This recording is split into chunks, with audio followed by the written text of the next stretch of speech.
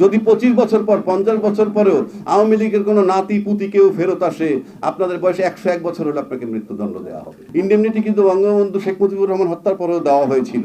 ইন্ডেমনিটিতে কিচ্ছু আসে যায় না। অ্যাডভার্স সরকার আসলেই আপনার বয়স 70 হলো, ওই আসিফ মাহমুদের বয়স 70 হোক, তাকে নিয়ে আমি ঝুলিয়ে দিব। বঙ্গবন্ধুর জাতির পিতা হিসাবে বাদ দিলেও এবং ছবি ঝুলাবেন না কালকে থেকে, কিন্তু এই সরকার 17ই ফেব্রুয়ারি আপনারা ওত দিয়েছেন, সেই থেকে এ পর্যন্ত যে চলমান অপরাধ করেছেন, সংবিধান ভায়োলেট করছেন, সেটার জন্য শাস্তি পেতে হবে।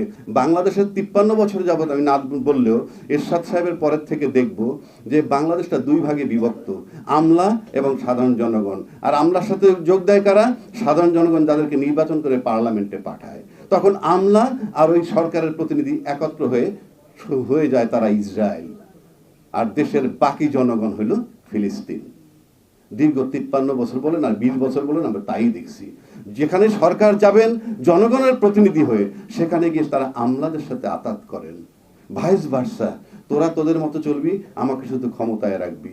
আমরা ইসরায়েল, 17 লক্ষ লোক ইসরায়েল, 17 কোটি লোক হইল ফিলিস্তিন। এইভাবে চলে আসছে বাংলাদেশ। এখন দুই পক্ষের বাঁচার উপায় কি? দুই পক্ষ মানে কাদেরকে বলছি আমি? দুই পক্ষ বলতে ছাত্র আন্দোলন করেছে, তাদেরকে নাকি আবার ইন্ডেমনিটি দিবে। আর ইন্ডেমনিটি মানে কি?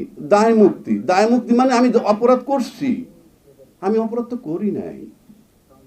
কারণ আমি তো সরকার বদল চেয়েছি, আপনারা সবাই চেয়েছেন। বিএনপি যারা ক্ষমতায়, তারা নাকি ধান খেতে ঘুমিয়েছে, তাদের বিরুদ্ধে 1 লক্ষ মামলা, তাদের বহু লোক গুম হয়েছে, খুন হয়েছে, ইত্যাদি ইত্যাদি। তো সেই খুনের ভিকটিম তো আপনারা, ঘুমের ভিকটিম আপনারা। তাহলে আপনাদের এত গরিমসি কেন এটা করতে? তাহলে আপনি যাদেরকে দায় মুক্তি দিচ্ছেন, সেখানে নাম আসবে কাদের? যেগুলো আমরা চিনি, অন্তত 100-2 ছেলে পেলের নাম আসবে, বাকিগুলো একটা আসবে না। এদেরকে দায় মুক্তি দেওয়ার মানে হচ্ছে তো তোমরা একটা অপরাধ করছো।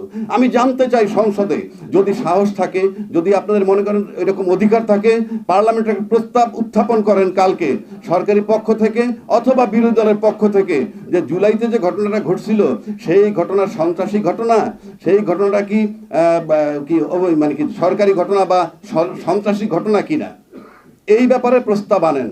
আমরা দেখতে চাই পার্লামেন্টে পাশ করে কিভাবে হয়। যদি এটা সন্ত্রাসী ঘটনা না হয়, তাহলে তো আমার দায় মুক্তির বিষয় নাই। আর দায় মুক্তির বিষয় হচ্ছে যে আমি একটা অপরাধ করেছি, আমাকে দায় দেওয়া হইল। আমরা তো ইন্ডেমনিটি বিল যাকে বলে, ইন্ডেমনিটি কিন্তু বঙ্গবন্ধু শেখ মুজিবুর রহমান হত্যার পরেও দেওয়া হয়েছিল।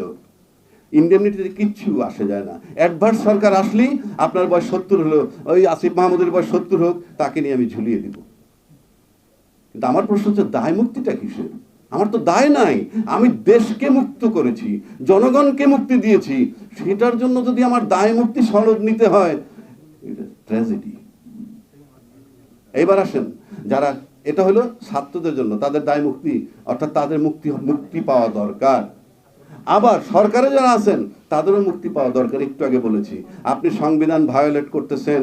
আপনি কালকে সংবিধান ঠিক করে ফেললেও, বঙ্গবন্ধুর জাতির পিতা হিসাবে বাদ দিলেও, স্বাধীনতা ঘোষক হিসাবে বাদ দেন এবং ছবি ঝুলাবেন না কালকে থেকে, কিন্তু এই সরকার 17ই ফেব্রুয়ারি আপনারা ওত দিয়েছেন, সেই থেকে এ পর্যন্ত যে চলমান অপরাধ করেছেন, সংবিধান ভায়োলেট করছেন, সেটার জন্য শাস্তি পেতে হবে। যদি 25 বছর পর 50 বছর পরেও আওয়ামী লীগের কোনো নাতি পুতি কেউ ফেরত আসে, আপনাদের বয়সে 101 বছর হলে আপনাকে মৃত্যুদণ্ড দেওয়া।